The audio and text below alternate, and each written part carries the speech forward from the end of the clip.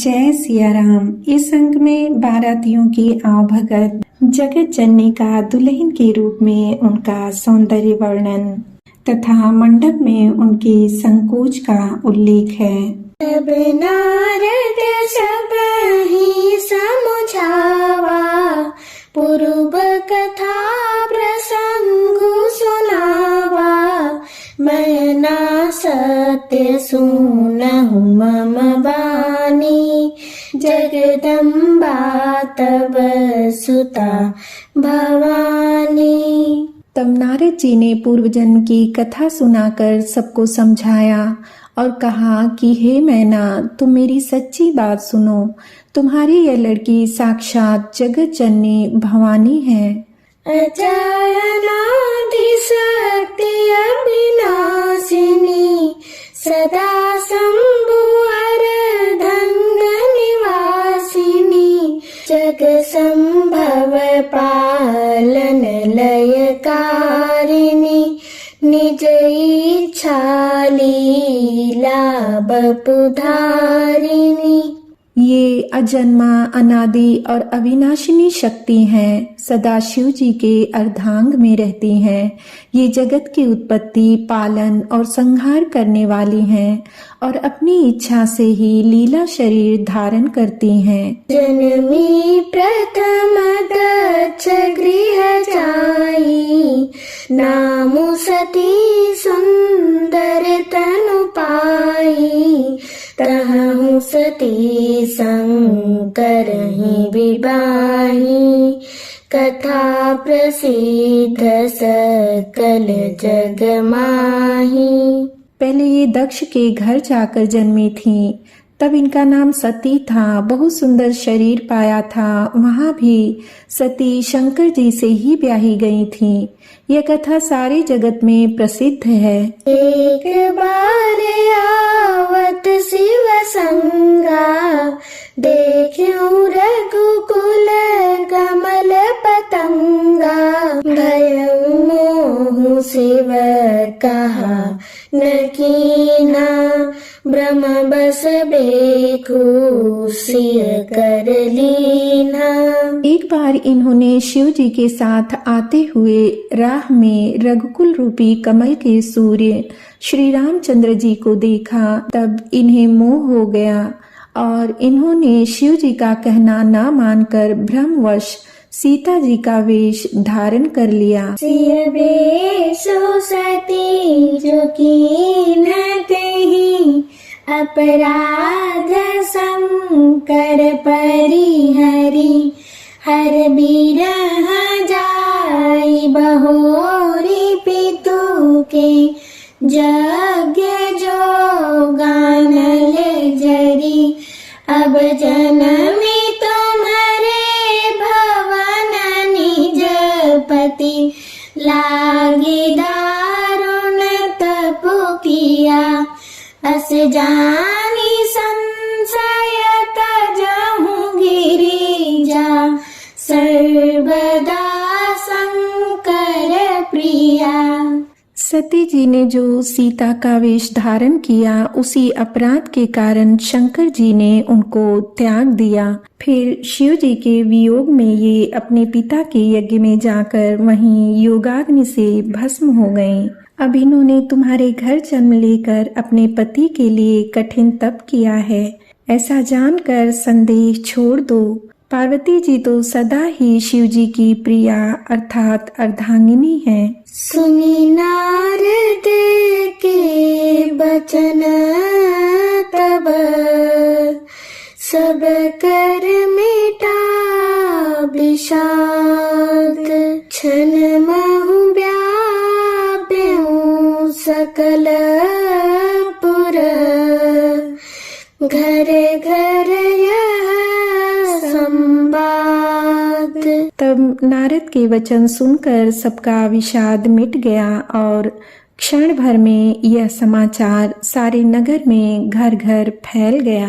तब मैना हिमवंतु आनंदे, पुनि पुनि पार्वती पद बंदे। नारी पुरुष शिशु जुबा सयाने, नगर लोग सब अति हर्षाने। तब मैना और हिमवान आनंद में मग्न हो गए और उन्होंने बार बार पार्वती के चरणों की वंदना की। स्त्री, पुरुष, बालक, युवा और वृद्ध, नगर के सभी लोग बहुत प्रसन्न हुए।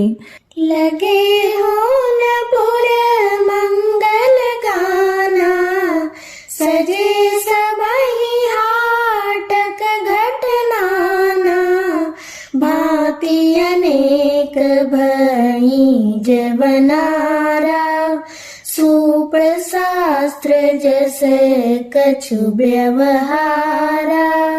नगर में मंगल गीत गाए जाने लगे और सबने भांति भांति के सुवर्ण के कलश सजाए। पाक शास्त्र में जैसी रीति है उसके अनुसार अनेक भांति की जवनार हुई।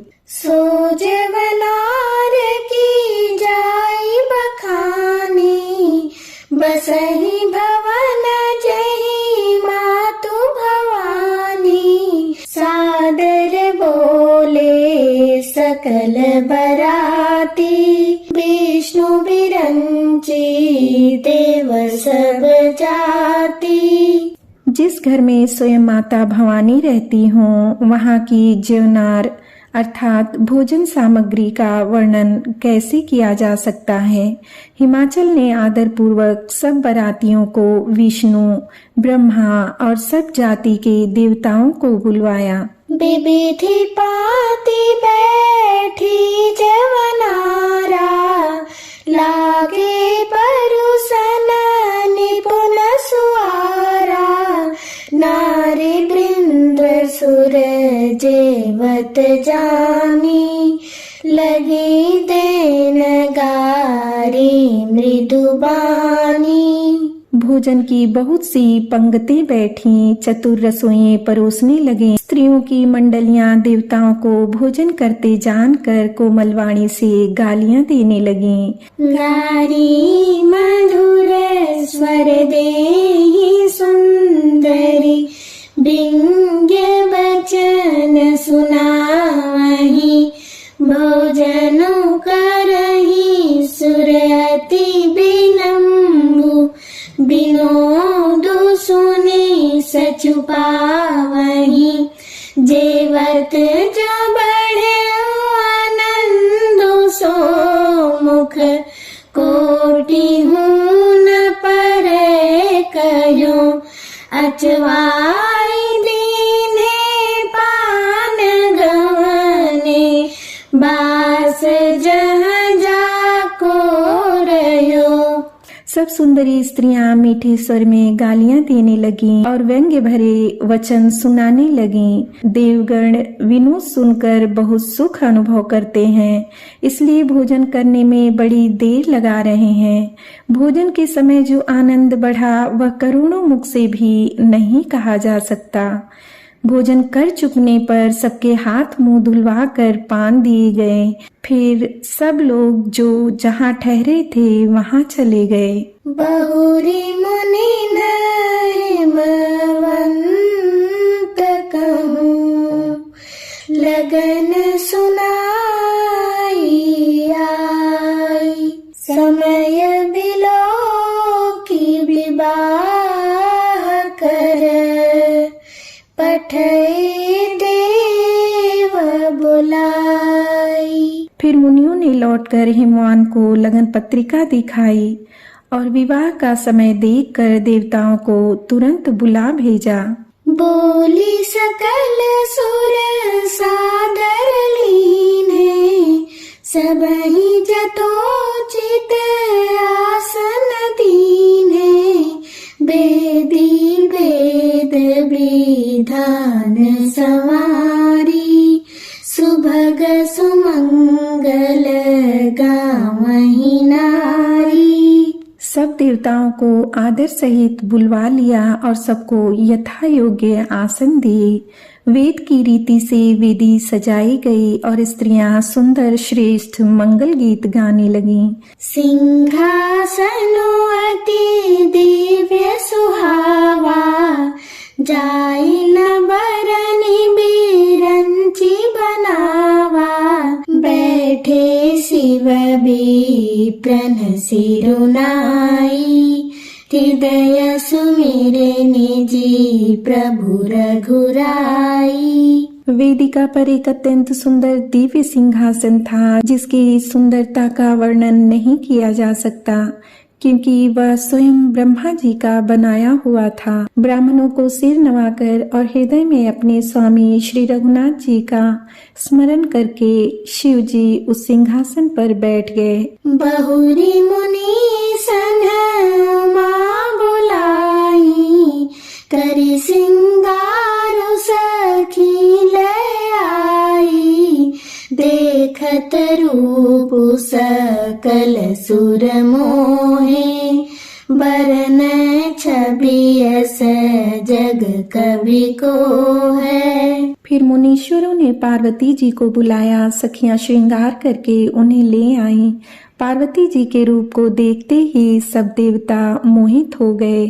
संसार में ऐसा कवि कौन है जो उस सुंदरता का वर्णन कर सके। जगदम्बिका जानी भव भामा, सुरन मनहि मन कीन्ह प्रणामा, सुंदरता मर जाद भवानी, जाई न कोटि हूँ बदन बखानी। पार्वती जी को जगदम्बा और शिव जी की पत्नी समझकर देवताओं ने मन ही मन प्रणाम किया। भवानी जी सुंदरता की सीमा है, करोड़ों मुखों से भी उनकी शोभा कहीं नहीं जा सकती। कोटि हूँ बदन नहीं बने बरनत, जग जननी शोभा महा, सकुचहि कहत श्रुति शेष सारद, मंदमती तुलसी कहा, छवि खानी मातु भवानी गवानी, मध्य मंडप शिव जहाँ, अवलोकी सकहि न सकुच पति पद, कमल मनु मधु करु तहाँ। जगत जननी पार्वती जी की महानता शोभा का वर्णन करोड़ों मुखों से भी करते नहीं बनता। वेद, शेष जी और सरस्वती जी तक उसे कहते हुए सकुचा जाते हैं, तब मंद बुद्धि तुलसी किस गिनती में है। सुंदरता और शोभा की खान माता भवानी मंडप के बीच में जहाँ शिव जी थे वहां गईं। वे संकोच के मारे पति के चरणों को देख नहीं सकती, परंतु उनका मन रूपी भौरा तो वहीं था। मुनि अनुशासन गणपति, पूज्य शंभु भवानी, को सुनि संशय करे जनी, सुर नादी जिय जानी। मुनियों की आज्ञा से शिव जी और पार्वती जी ने गणेश जी का पूजन किया। मन में देवताओं को अनादि समझकर कोई इस बात को सुनकर शंका न करे कि गणेश जी तो शिव पार्वती की संतान हैं, अभी विवाह से पूर्व ही वे कहाँ से आ गए।